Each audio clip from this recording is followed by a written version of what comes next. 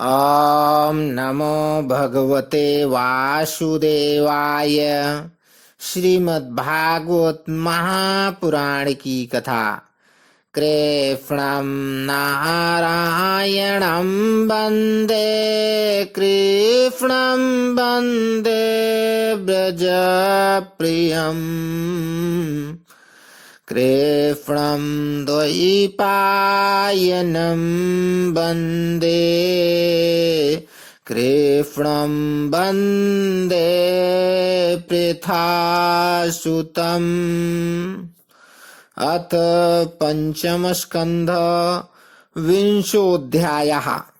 अन्य 6 दीपों तथा लोकालोक पर्वत का वर्णन। बोलो वृंदावन बिहारी लाल की जय। श्री सुखदेव जी कहते हैं, राजन, अब परिमाण, लक्षण और स्थिति के अनुसार प्रलक्षादि अन्य द्वीपों के वर्ष विभाग का वर्णन किया जाता है।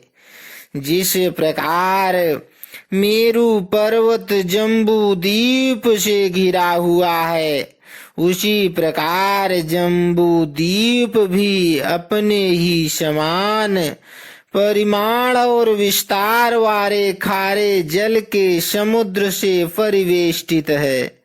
फिर खाई जिस प्रकार बाहर के उपवन से घिरी रहती है, उसी प्रकार क्षार समुद्र भी अपने से दूने विस्तार वाले प्लक्ष द्वीप से घिरा हुआ है। जम्बू द्वीप में जितना बड़ा जामुन का पेड़ है, उतने ही विस्तार वाला यहाँ सुवर्णमय प्लक्ष पाकर का वृक्ष है। उसी के कारण उसका नाम प्लक्ष द्वीप हुआ है।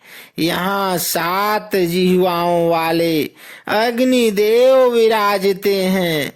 इस द्वीप के अधिपति प्रिय व्रत पुत्र महाराज इदमजिह्व थे, जिन्होंने इसको 7 वर्षों में विभक्त किया और उन्हें उन वर्षों के समान ही नाम वाले अपने पुत्रों को सौंप दिया तथा स्वयं अध्यात्म योग का आश्रय लेकर उपरत हो गए।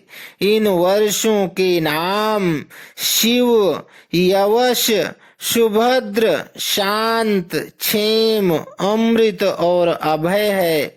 इनमें भी 7 पर्वत और 7 नदियां ही प्रसिद्ध हैं।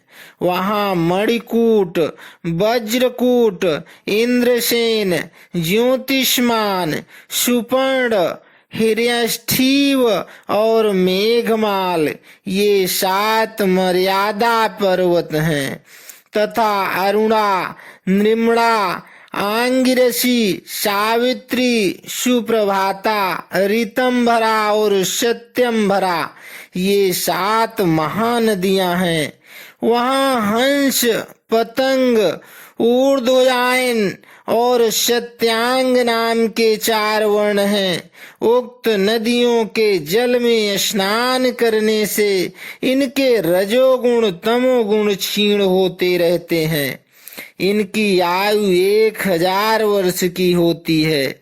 इनके शरीर में देवताओं की भांति थकावट, पसीना आदि नहीं होता और संतानोत्पत्ति भी उन्हीं के समान होती है। ये त्रयी विचार, त्रयी विद्या के द्वारा तीनों वेदों में वर्णन किए हुए स्वर्ग के द्वारभूत आत्म स्वरूप भगवान सूर्य की उपासना करते हैं। वे कहते हैं कि जो सत्य, अनुष्ठान योग्य धर्म और ऋत प्रतीत होने वाले धर्म, वेद और शुभाशुभ फल के अधिष्ठाता हैं, उन पुराण पुरुष विष्णु स्वरूप भगवान सूर्य की हम शरण में जाते हैं। प्लक्ष आदि 5 द्वीपों में सभी मनुष्यों को जन्म से ही आयु, इंद्रिय, मनोबल, इंद्रिय बल, शारीरिक बल, बुद्धि और पराक्रम समान रूप से सिद्ध रहते हैं। प्लक्ष द्वीप अपने ही समान विस्तार वाले इच्छुर रस के समुद्र से घिरा हुआ है। उसके आगे उससे दुगुने परिमाण वाला शाल्मली द्वीप है, जो उतने ही विस्तार वाले मदिरा के सागर से घिरा है। प्लक्ष द्वीप के पाकर के पेड़ के बराबर उसमें शाल्मली सेमर का वृक्ष है। कहते हैं यही वृक्ष अपने वेदमय पंखों से भगवान की स्तुति करने वाले पक्षीराज भगवान गरुण का निवास स्थान है, तथा यही इस द्वीप के नामकरण का भी हेतु है। इस द्वीप के अधिपति प्रियव्रत पुत्र महाराज यज्ञबाहु थे। उन्होंने इसके सुरोचन, सौमनस्य, रमणक, देववर्ष, पारिभ्रत, आप्यायन और अविज्ञात नाम से 7 विभाग किए और इन्हें इन्हीं नाम वाले अपने पुत्रों को सौंप दिया। इनमें भी 7 वर्ष पर्यंत और 7 ही नदियां प्रसिद्ध हैं। पर्वतों के नाम स्वरस, शतशृंग, वामदेव, कुंद, मुकुंद, पुष्प वर्ष और सहस्त्र श्रुति हैं, तथा नदियां अनुमति, सिनी वाली, सरस्वती, कुहू, रजनी, नंदा और राका हैं। इन वर्षों में रहने वाले श्रुतधर, वीर्यधर, वसुंधर और ईशंधर नाम के 4 वर्ण वेदमय आत्मस्वरूप भगवान चंद्रमा की वेद मंत्रों से उपासना करते हैं और कहते हैं, जो कृष्ण पक्ष और शुक्ल पक्ष में अपनी किरणों से विभाग करके देवता, पितर और संपूर्ण प्राणियों को अन्न देते हैं, वे चंद्रदेव हमारे राजा रंजन करने वाले हों। इसी प्रकार मदिरा के समुद्र से आगे उससे दूने परिमाण वाला कुश द्वीप है।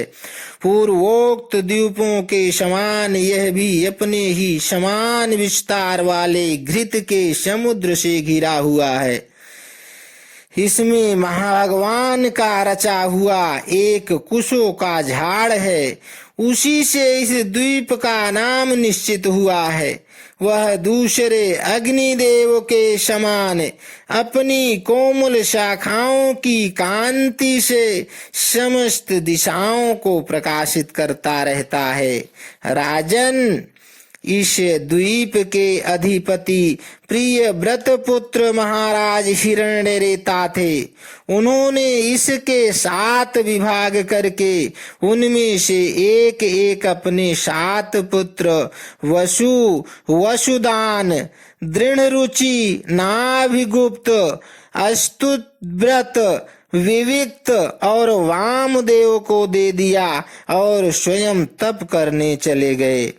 उनकी सीमाओं को निश्चय करने वाले 7 पर्वत हैं और 7 ही नदियां हैं। पर्वतों के नाम चक्र, चतुश्रृंग, कपिल, चित्रकूट, देवानीक, ऊर्ध्वरोमा और द्रविण हैं। नदियों के नाम रसकुल्या, मधुकुल्या, मित्रविंदा, श्रुतविंदा, देवगर्भा, घृतच्युता और मंत्रमाला। इसके जल में स्नान करके कुश द्वीपवासी कुशल, कोविद, अभियुक्त और कुलकवर्ण के पुरुष अग्नि स्वरूप भगवान हरि का यज्ञादि कर्म कौशल के द्वारा पूजन करते हैं तथा इस प्रकार स्तुति करते हैं, अग्नि आप पर ब्रह्म को साक्षात भी पहुँचाने वाले हैं, अतः भगवान के अंगभूत देवताओं के यजमान द्वारा आप उन परम पुरुष का ही यजन करें। राजन, फिर घृत समुद्र से आगे उससे द्विगुण परिमाण वाला क्रौंच द्वीप है। जिस प्रकार कुश द्वीप घृत समुद्र से घिरा हुआ है, उसी प्रकार यह अपने ही समान विस्तार वाले दूध के समुद्र से घिरा हुआ है। यहाँ क्रौंच नाम का एक बहुत बड़ा पर्वत है, उसी के कारण इसका नाम क्रौंच द्वीप हुआ है। पूर्व काल में श्री स्वामी कार्तिकेय जी के शस्त्र प्रहार से इसका कटि प्रदेश और लता निकुंज आदि क्षत विक्षत हो गए थे, किंतु क्षीर समुद्र से सींचा जाकर और वरुण देव से सुरक्षित होकर यह फिर निर्भय हो गया। इस द्वीप के अधिपति प्रियव्रत महाराज घृत पृष्ठ थे। वह बड़े ज्ञानी थे। उन्होंने इसको 7 वर्षों में विभक्त कर उनमें उन्हीं के समान नाम वाले अपने 7 उत्तराधिकारी पुत्रों को नियुक्त किया और संपूर्ण जीवों के अंतरात्मा परम मंगलमय कीर्तिशाली भगवान श्री हरि के पावन पादार विंदों की शरण ली। महाराज घृत पृष्ठ के आम, मधुरुह, मेघ पृष्ठ, सुधामा, ब्राजिष्ठ, लोहितांड और वनस्पति ये 7 पुत्र थे। उनके वर्षों में भी 7 वर्ष पर्यंत और 7 ही नदियां कही जाती हैं। पर्वतों के नाम शुक्ल, वर्धमान, भोजन, ऊपर बरहीण, नंद, नंदन और सर्वतोभद्र हैं तथा नदियों के नाम हैं अभया, अमृतौघा, आर्यका, तीर्थवती, वृत्ति रूपवती, पवित्रवती और शुक्ला।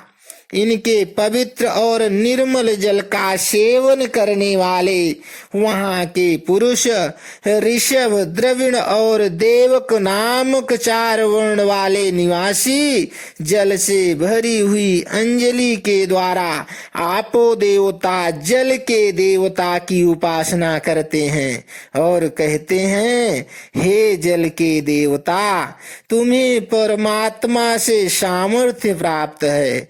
तुम भू, भुवः और स्वाहा तीनों लोकों को पवित्र करते हो, क्योंकि स्वरूप से ही पापों का नाश करने वाले हो।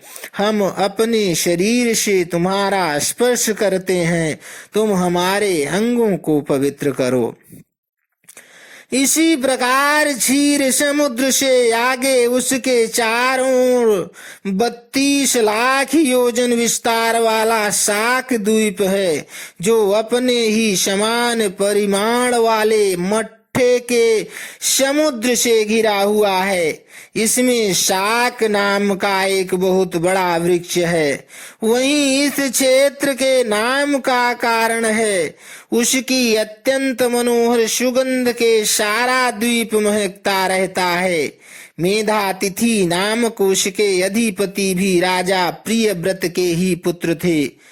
उन्होंने भी अपने द्वीप को 7 वर्षों में विभक्त किया और उनमें उन्हीं के समान नाम वाले अपने पुत्र पुरुजव, मनोजव, पवमान, धूम्रानीक, चित्ररेफ, बहुरूप और विश्वधारा को अधिपति रूप से नियुक्त कर स्वयं भगवान अनंत में दत्त चित्त हो तपोवन को चले गए। इन वर्षों में भी 7 मर्यादा पर्वत और 7 नदियां ही हैं। पर्वतों के नाम ईशान, उरुश्रृंग, बलभद्र, शतकेसर, सहस्त्र स्रोत, देवपाल और महानस हैं तथा नदियां अनघा, आयुर्दा, उभय स्पृष्टि, अपराजिता, पंचपदी, सहस्त्र श्रुति और निज धृति हैं। उनके उस वर्ष के ऋत व्रत, सत्य व्रत, दान व्रत और अनुव्रत नामक पुरुष प्राणायाम द्वारा अपने रजोगुण तमोगुण को छीण कर महान समाधि के द्वारा वायु रूप श्री हरि की आराधना करते हैं और इस प्रकार उनकी स्तुति करते हैं। जो प्राणादि वित्त रूप अपनी ध्वजाओं के सहित भीतर के प्राणियों के भीतर प्रवेश करके उनका पालन करते हैं तथा संपूर्ण दृश्य जगत जिनके अधीन है वे साक्षात अंतर्यामी वायु भगवान हमारी रक्षा करें। इसी तरह मट्ठे के समुद्र से आगे उसके चारों ओर उससे दुगुने विस्तार वाला पुष्कर द्वीप है। वह चारों ओर से अपने ही समान विस्तार वाले मीठे जल के समुद्र से घिरा है। वहां अग्नि की शिखा के समान देदीप्यमान लाखों स्वर्णमय पंखुड़ियों वाला एक बहुत बड़ा पुष्कर कमल है जो ब्रह्मा जी का आसन माना जाता है। उस द्वीप के बीचों बीच उसके पूर्वीय और पश्चिमी विभागों की मर्यादा निश्चित करने वाला मानसोत्तर नाम का एक ही पर्वत है। यह 10,000 योजन ऊंचा और उतना ही लंबा है। इसके ऊपर चारों दिशाओं में इंद्रादि लोकपालों की 4 पुरियां हैं। इन पर मेरु पर्वत के चारों ओर घूमने वाले सूर्य के रथ का संवत्सर रूप पहिया देवताओं के दिन और रात अर्थात उत्तरायण और दक्षिणायन के क्रम से सर्वदा घूमा करता है। उस द्वीप का अधिपति प्रिय व्रत पुत्र वीतिहोत्र भी अपने पुत्र रमणक और धातकी को दोनों वर्षों का अधिपति बनाकर स्वयं अपने बड़े भाइयों के समान भगवत सेवा में ही तत्पर रहने लगा था। वहां के निवासी ब्रह्मा रूप भगवान श्री हरि की ब्रह्मा सालोक्य आदि की प्राप्ति कराने वाले कर्मों से आराधना करते हुए इस प्रकार स्तुति करते हैं। जो साक्षात कर्म फल स्वरूप हैं और एक परमेश्वर में ही जिनकी पूर्ण स्थिति है तथा जिनकी सब लोग पूजा करते हैं, ब्रह्म ज्ञान के साधन रूप उन अद्वितीय और शांत स्वरूप ब्रह्म मूर्त भगवान को मेरा नमस्कार है। श्री सुखदेव जी कहते हैं, राजन, इसके आगे लोकालोक नाम का पर्वत है। यह पृथ्वी के सब और सूर्य आदि के द्वारा प्रकाशित और अप्रकाशित प्रदेशों के बीच में उनका विभाग करने के लिए स्थित है। मेरु से लेकर मानसोत्तर पर्वत तक का जितना अंतर है उतनी ही भूमि शुद्धोदक समुद्र के उस ओर है। उसके आगे सुवर्णमयी भूमि है जो दर्पण के समान स्वच्छ है। इसमें गिरी हुई कोई वस्तु फिर नहीं मिलती, इसलिए वहां देवताओं के अतिरिक्त और कोई प्राणी नहीं रहता। लोकालोक पर्वत सूर्य आदि से प्रकाशित और अप्रकाशित भूभागों के बीच में है, इससे इसका नाम यह पड़ा है। इसे परमात्मा ने त्रिलोकी के बाहर उसके चारों ओर सीमा के रूप में स्थापित किया है। यह इतना ऊंचा और लंबा है कि इसके एक ओर से तीनों लोकों को प्रकाशित करने वाली सूर्य से लेकर ध्रुव पर्यंत समस्त ज्योतिर्मंडल की किरणें दूसरी ओर नहीं जा सकती। विद्वानों ने प्रमाण, लक्षण और स्थिति के अनुसार संपूर्ण लोकों का इतना ही विस्तार बतलाया है। यह समस्त भूगोल 50 करोड़ योजन है। इसका चौथाई भाग अर्थात 12.5 करोड़ योजन विस्तार वाला यह लोकालोक पर्वत है। इसके ऊपर चारों दिशाओं में समस्त संसार के गुरु स्वयंभू श्री ब्रह्मा जी ने संपूर्ण लोकों की स्थिति के लिए ऋषभ, पुष्कर, चूड़, वामन और अपराजित नाम के 4 गजराज नियुक्त किए हैं। इन दिग्गजों की और अपने अंश स्वरूप इंद्रादि लोकपालों की विविध शक्तियों की वृद्धि तथा समस्त लोकों के कल्याण के लिए परम ऐश्वर्य के अधिपति सर्वांतर्यामी परम पुरुष श्री हरि अपने विश्वक्षेन आदि पार्षदों के सहित इस पर्वत पर सब ओर विराजते हैं। वे अपने विशुद्ध सत्व श्री विग्रह को, जो धर्म, ज्ञान, वैराग्य और ऐश्वर्य आदि 8 महासिद्धियों से संपन्न है, धारण किए हुए हैं। उनके कर कमलों में शंख, चक्रादि आयुध सुशोभित हैं। इस प्रकार अपनी योग माया से रचे हुए विविध लोकों की व्यवस्था को सुरक्षित रखने के लिए वे इसी लीलामय रूप से कल्प के अंत तक वहां सब ओर रहते हैं। लोकालोक के अंतर्वर्ती भूभाग का जितना विस्तार है, उसी से उसके दूसरी ओर के आलोक प्रदेश के परिमाण की भी व्याख्या समझ लेनी चाहिए। उससे आगे तो केवल योगेश्वर की ही ठीक ठीक गति हो सकती है। राजन, स्वर्ग और पृथ्वी के बीच में जो ब्रह्मांड का केंद्र है, वही सूर्य की स्थिति है। सूर्य और ब्रह्मांड गोलक के बीच में सब ओर से 25 करोड़ योजन का अंतर है। सूर्य इस मृत अर्थात मरे हुए अचेतन अंड में वैराज रूप में विराजते हैं। इसी से इनका नाम मार्तंड हुआ है। ये हिरण्यमय ज्योतिर्मय ब्रह्मांड से प्रकट हुए हैं, इसलिए इन्हें हिरण्यगर्भ भी कहते हैं। सूर्य के द्वारा ही दिशा, आकाश, द्युलोक, अंतरिक्ष लोक, भूरलोक, स्वर्ग और मोक्ष के प्रदेश, नरक और सातल तथा अन्य समस्त भागों का विभाग होता है। सूर्य ही देवता, तिर्यक, मनुष्य, सरीसृप और लताप छादि समस्त जीव समूहों के आत्मा और नेत्रेंद्रिय के अधिष्ठाता हैं। इति श्रीमद्भागवते महापुराणे पारमहंस्यां संहितायां पंचम स्कंधे भुवन कोश वर्णने समुद्र वर्ष सन्निवेश परिमाण लक्षणो विंशोऽध्यायः संपूर्णः। बोलो वृंदावन बिहारी लाल की जय। बोलो विष्णु भगवान की जय।